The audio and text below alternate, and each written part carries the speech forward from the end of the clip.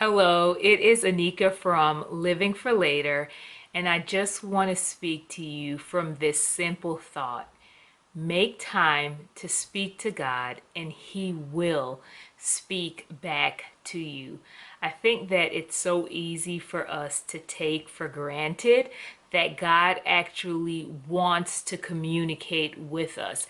And sometimes we are just really sloppy or just really dismissive of our need to plant ourselves in God's presence.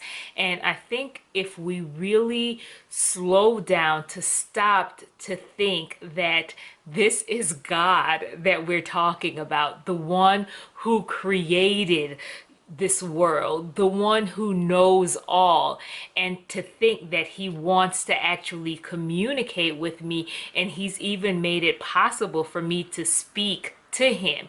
Like when we stop to really think that through, I think it will make us slow down and really make that time to spend to talk to God so that he can talk back to us. It's easy for us to assume, okay, you know what? I need to have been saved for 20 years or, understand it all to be able to really hear the voice of God and for Him to really speak back to me. And that's not true at all. As a matter of fact, if you go to Acts chapter 10, you have the story of Cornelius, a Gentile, who really had just a small understanding, but with the understanding that he had of God, he feared God, right? He had a reverence for God, and he prayed to God, even in his limited understanding. And we see that God speaks back to Cornelius. God didn't say to him, "Oh, you don't really understand about my son Jesus yet, so I can't really communicate with you." Not at all. We see in Acts chapter 10 how Cornelius receives instructions, right? In the process of him praying, in the process of him seeking the face of the Lord, the angel of the Lord visits him and begins to give him specific instructions. And if you go on through Acts chapter 10 or read through Acts chapter 10, you see how God uses Peter to come and to minister to Cornelius and those in his household, and they were able to receive just the gospel, understand what Jesus did on the cross and how Jesus was resurrected and the implications of all of that, and even just them after Peter preached the good news to them, or in the process of Peter preaching the good news to them, they were baptized with the Holy Spirit. So again, this all started or was set in motion because Cornelius made the time to speak to God, and God then in turn speaks to Cornelius and gives him all these directives to go and to get Peter. Like, whoa.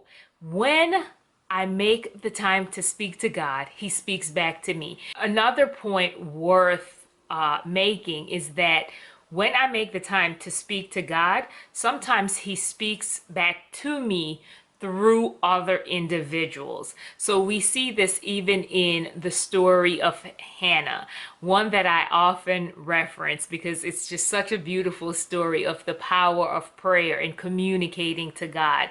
Hannah did not care about decorum. She was just so broken about not being able to have a son, and she wasn't like, okay, I'm gonna wait to speak to God when I am just fully composed and I just have all the right words to say. Absolutely not. In her distress, Hannah just cried out to the Lord, so much so that the priest Eli assumed that she was drunk. She was really talking to God. She was really pouring her heart out to him.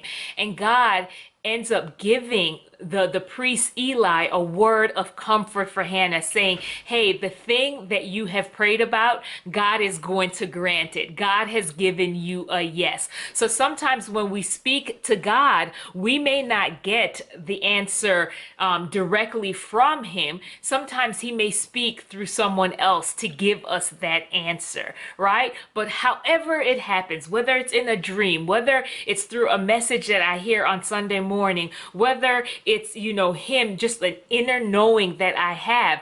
The point is, when I make time to speak to him, he in turn speaks back to me. And I have to say this, that it's important that we not wait until we are in moments of crises to actually pray and to seek God's face. That's not the only time that you should want to hear from God.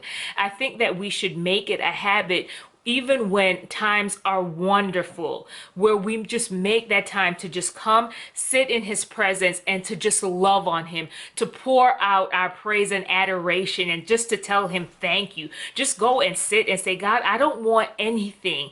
I just want to give you my worship and my adoration. And here's the thing that I have found out, that when I do that, when I go and just talk to him, just to love on him, he still speaks back to me. And those times are some of the sweetest communion, because he begins to whisper to me and tell me what he thinks about me and gives me just the proper perspective on so many different things. So again, I just want to encourage you to really make that time to speak to God so that he can speak back to you, because the truth is that while we may have many voices in our ear, the voice that you want to hear the most is the Lord's voice, because when he speaks, he always leads you in the right direction. We can get the counsel of man, we can, get the different reports, and that can just lead us in circles, but there's nothing like when God speaks to you. So whatever it is that may be distracting you from spending that time with the Lord, hey, I'm here to tell you, refocus. I've had to do that recently, and that's something that I have to constantly revisit, right? Refocus and come back to spend that time in his presence, because listen, you can't, we can't afford not to hear from the Lord, especially in these times. All right. You be blessed.